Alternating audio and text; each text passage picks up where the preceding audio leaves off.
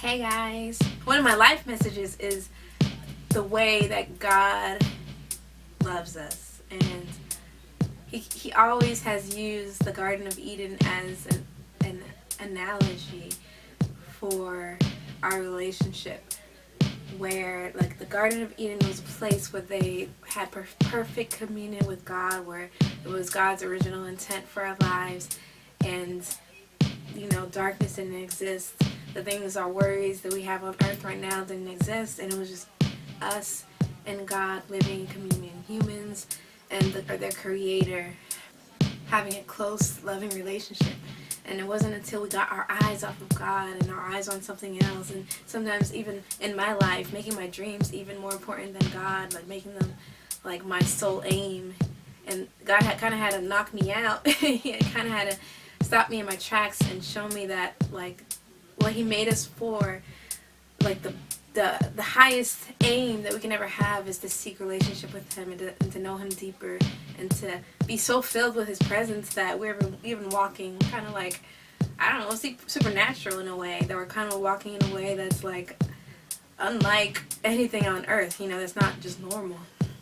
And so for a while He used the book Song of Songs in the Bible as an allegory of us individually and Jesus, but also us and His kids, His whole body, His family and Jesus, and how Jesus longs to know us passionately. I was in college when one of my mentors told me, I guess I was having an identity crisis, and she was like, I want you to read the Song of Songs as if it is Jesus talking to you. And I was like, are you talking about the Song of Songs that I'm thinking of, where it's like kind of graphic details between a man and a woman and their love and romance? Okay. And she's like, yes, I need you to read that and come back and tell me what you think. And so I read it, and I can't tell you that I fully captured what she was telling me, but it kind of changed the way I thought of God. Like, God's not this far off God that's looking down on us and trying to make us do this and that and fix us, but He's like an intimate, close-up God who wants to know us intimately. He made romance. He made passion between a man and a woman. He made it as a symbolism of the passion, the spiritual passion He has for us, and how He wants to know us deeper, and how He longs to walk with us again, like in the garden. If you read Song of Songs in that way, then you'll start to see it. There was also a teaching by a teacher named Rabbi K.A. Schneider. He has this whole series called, I had to look it up, it's called Journeying into Divine Love. And if you go to his website, I think it's Discovering the Jewish Jesus website, you'll see how he takes the story of Song of Solomon and how it's a divine romance between Jesus and us, and Him calling us to partner with Him to transform the earth and be part of His vision and dream for the earth. And after I went through that series, I cried and I just began to see God so differently. And I'm like, whoa, this is a partnership between God and us. This is not what I thought it was, me running after my dreams. This is kind of God bringing us back to His original intent for us in the garden. And it was an experience I had a couple years back where I was like knocked out in the hospital, and had been taken to the hospital. My family rushed me to the hospital because I had been knocked out. And it's like He gave me visions, and it's like He was reminding me of, this is what I intended a relationship to be. You're going full force after these worldly things, after things that are temporary, and I have this whole divine relationship I want to have with you. And so my life was changed after that experience, and I want to share that more later. But this is like my life theme and message is, man, seek God. Keep crying out and seeking Him and discovering who He is, because there's always more of Him to find out, and He is better. I don't know if this is gonna sound weird, but He is better than any relationship with any other person, because people will people are human. They can disappoint you, and they can make you sometimes doubt and mistrust, but God can always be trusted. God will hold you in His arms and love you, and It's like unlike anything I've ever experienced on this earth. So it's like my life theme has been going back to the way it was meant to be. I wrote a song about this. Going back to the way a relationship was meant to be before our eyes got distracted by shiny objects and things that don't matter. You know, sometimes we worship the creation over the creator, and a lot of the problems we have on this earth could be solved if we put our eyes back on the creator and his love for us.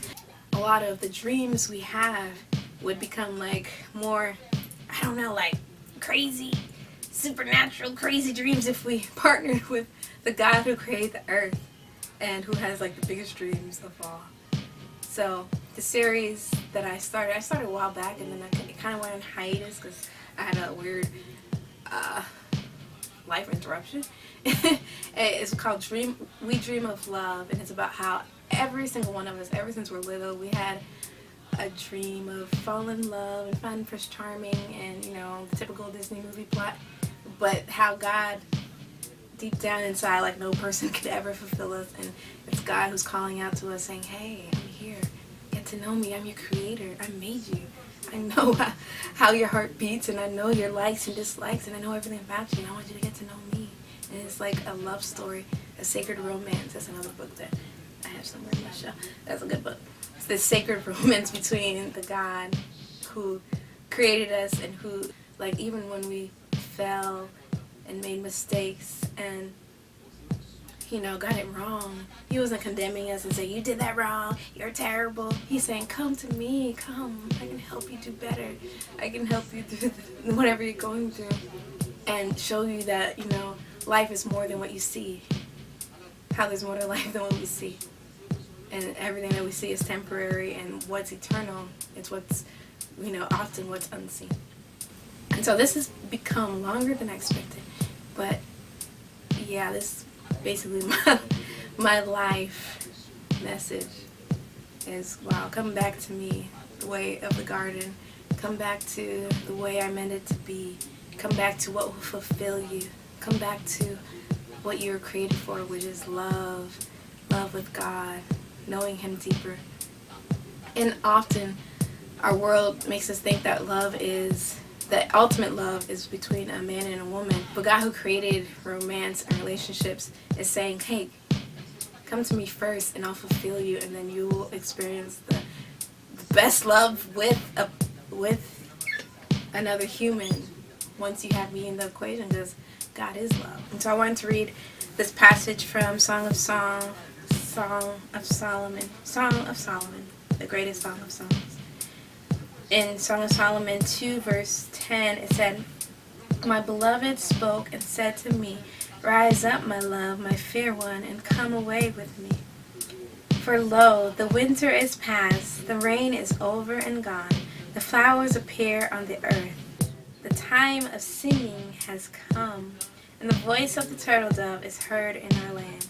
And this is like the passage that God kept speaking to me. Like, I would turn on the TV, and like the teacher would be talking about this passage, or I was at school and they would talk about their church. They would be talking about it. And then one day I turned on this thing called the prayer room, and I often watch it online, and they were singing. They had like this whole hour-long like worship session based on Song of Solomon, and I started crying, saying, God, you're talking to me, you keep talking to me, you're telling me the same thing, come away with me.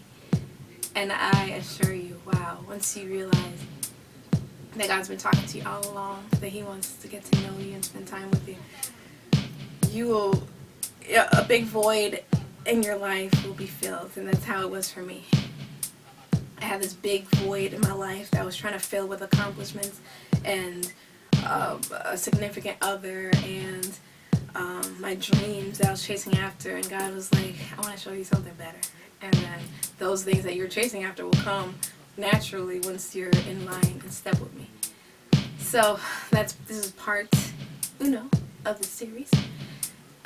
Dream of love, love and seek instead of hide and seek, because in the garden, instead of seeking God when they made a mistake, they ran away from God, and instead of running to the one who can fix it, they ran away And so I want to join me on this journey of discovery. Even I'm still figuring God out and discovering more about Him. Like, every time I'm like, think you have God figured out, and then you start drifting away from Him and get distracted by other things. God's like, surprises you with something, and you're like, whoa, God, you're so awesome. You're so creative. You're like the best storyteller on this earth. Like, what? And so, this is my dream for like all of God's kids, to know Him deeper, to know their Father, to know Him the way we're meant to be. Like, if none of those two ragamuffins didn't eat the dang apple, then we would not be in this mess, and we would not be having all these problems, and we would be close to God's heart. But anyway, that's a story for another time. Anyways, peace, love, and keep dreaming.